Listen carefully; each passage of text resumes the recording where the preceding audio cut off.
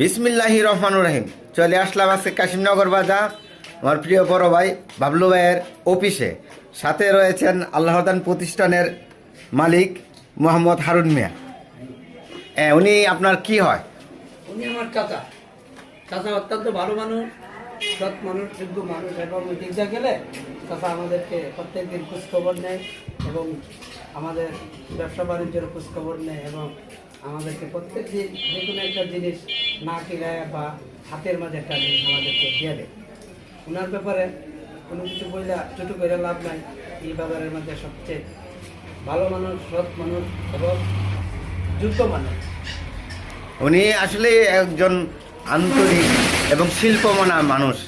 আসলে এরকম মানুষদের দীর্ঘ আয়ু আল্লাহর কাছে কামনা করি।